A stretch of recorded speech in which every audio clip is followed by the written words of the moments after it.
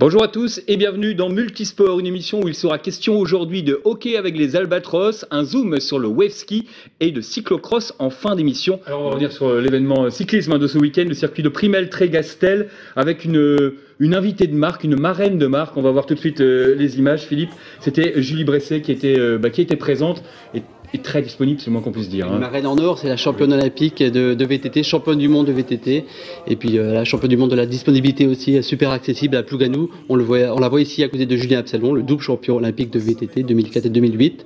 Et donc c'est Julien qui a donné le départ de l'épreuve reine. Et on va tout de suite, parce que vous avez eu le privilège avec Pierre de pouvoir la rencontrer, de pouvoir l'interviewer. Alors c'est pas juste une interview, c'est une vraie rencontre que je vous propose tout de suite de découvrir.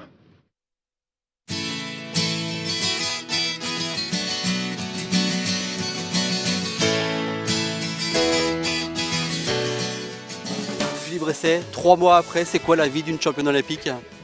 Oula, ouais, bon, y a eu beaucoup de choses, vraiment, en si peu de temps. Là, ce qui a changé, c'était clairement les sollicitations, les médias, tout ça, tout ce que j'ai vécu après les JO, c'était vraiment impressionnant.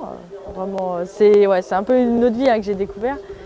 Mais bon, il y a aussi toute la reconnaissance que j'ai eue, les gens qui viennent me voir, on va dire un peu les fêtes à mon honneur, tout ça, en mon village, c'était vraiment super. Est-ce que tu es redescendu ton nuage un petit peu ou pas, Julie? Oui, là ça va mieux, c'est moins l'euphorie, donc j'ai vraiment pu me poser, décompresser aussi, avec les miens à la maison là. Donc ça m'a fait du bien aussi, et puis j'ai vraiment savouré tout ça, quoi. J'ai passé 2 mois vraiment super. Et 3 mois après justement, c'est quoi ton quotidien? Tu t'entraînes? C'est quoi? Non, du coup j'ai coupé depuis le championnat du monde, là vraiment tranquille, profiter de répondre aussi aux sollicitations, parce que moi ça me fait plaisir. Et puis là on va reprendre tranquillement l'hiver. Là, je vais remonter un peu sur le vélo, changer aussi d'activité. Là, je suis pas pressée. Puis, la saison internationale démarre en mai l'année prochaine. Donc, je vais avoir le temps de profiter de mon hiver. Là. Il y a le temps de voir. Ça fait quoi alors, Julie, d'être championne olympique? Ouais, c'est beaucoup d'émotions surtout. Moi, c'est ce que j'ai ressenti. Dès que j'ai passé l'année dernière, c'était tellement fou que je savais pas trop quoi faire. Vraiment, tout ce qui m'arrivait, c'était tellement impressionnant. Et c'est beau, puis c'est là que je vois les Jeux Olympiques, ce que ça représente, parce que ça touche tout le monde, parce qu'avant c'était que dans le milieu du VTT que j'étais connue, et puis par mes résultats, et là c'est fou, les gens, incroyable. Quoi. Quand tu penses aux Jeux, quand tu repenses aux Jeux, justement, tu penses à quelle image? Il y a une image qui te vient en tête comme ça ou c'est les 200 derniers mètres de ma course. J'ai vraiment savouré, j'ai eu même l'impression que ma course elle s'est arrêtée à ce moment-là, parce que j'ai regardé tout le public, tout le parcours, c'était vraiment trop beau. Et puis cette ligne d'arrivée, là, c'était l'extase. Ouais. Ça va être quoi le grand objectif de Julie Bresset en 2013 alors? Je pense c'est clair, c'est le championnat du monde l'année prochaine en Afrique du Sud. Là. En plus c'est un super parcours là-bas, j'aime beaucoup, donc j'aimerais bien continuer sur ma lancée. Là. Et tes fans bretons alors, ils pourront te voir quand en compétition en Bretagne? Ah ouais, c'est vrai que ça, je sais pas. Mais là, je pense que je vais profiter cet hiver aussi de faire pas mal de randonnées, des choses comme ça, et puis de revoir aussi des gens du VTT, j'aime bien. Comme ça, c'est cool. Et puis, après, on en revoit sur les Coupes de France, il y a pas mal de Bretons déjà. Puis il y aura une Coupe de France, faut pas oublier, à Locminé. Donc là, tu seras là-bas. Je serai là-bas. Ça fait quoi d'être la marraine d'un cyclocross d'un des plus grands cyclocross en Bretagne, ici à Plouganou? C'est vrai que j'étais assez surprise de l'invitation, mais je trouve ça sympa.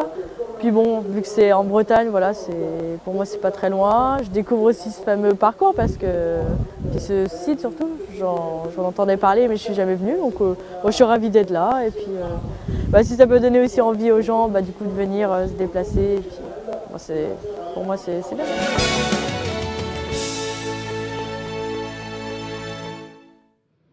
Simple, disponible, sympathique. La classe. Ouais, la classe. Allez, tout de suite, on va se pencher sur la course. On va rentrer dans le vif du sujet avec toi, Philippe, et puis avec Laurent, si tu le souhaites, Philippe. Ce cadre, toujours exceptionnel, Philippe. Voilà, un cadre extraordinaire, avec du monde, beaucoup de monde, malgré Saint-Paul-Morlaix. Il y avait du monde à Plouganou hier, c'était vraiment sympathique, avec une ambiance très bretonne, comme souvent sur les cyclocross. Et donc les meilleurs Français ont été au rendez-vous. John Gadret ici, les meilleurs Français, ou quasiment tous. Arnold Jalesson, qui avait gagné à l'Anarvilly en début de saison, Mathieu Boulot, Florian Lecor. Et c'est parti, grand départ à Plouganou. Et tout de suite, hein, comme souvent en cyclocross, les meilleurs ont pris les devants. Hein, Janesson, Boulot ici, avec Absalon et Gadret dans la roue. Souvent, hein, c'est comme ça en cyclocross, les meilleurs s'isolent rapidement. C'est Gadret là, on voit par exemple, qui mène les débats. Donc 5 coureurs en tête, avec Chenel, Boulot, Gadret, Janesson et Lecor, Florian Lecor, le costard armoricain de Roubaix. Voilà, donc les coureurs de la Française des Jeux toujours en action. Et c'est Mathieu Boulot à 2 tours de l'arrivée avec son maillot orangé qui a tenté de fausser compagnie à ce groupe. John Gadret, on le voit ici, est parvenu à rentrer sur Mathieu Boulot et à l'emporter. Voilà, John Gadret vainqueur à Plouganou. Et Absalon alors? Absalon, il n'a pas eu beaucoup de chance en fait parce qu'il a chuté dès le premier tour, il s'est pris un piquet. Voilà, il a fait 4e l'an passé, là il a fait 7e, mais il a eu beaucoup de malchance en fait, un peu comme aux Jeux Olympiques à Londres. Laurent, ta course, comment ça s'est passé?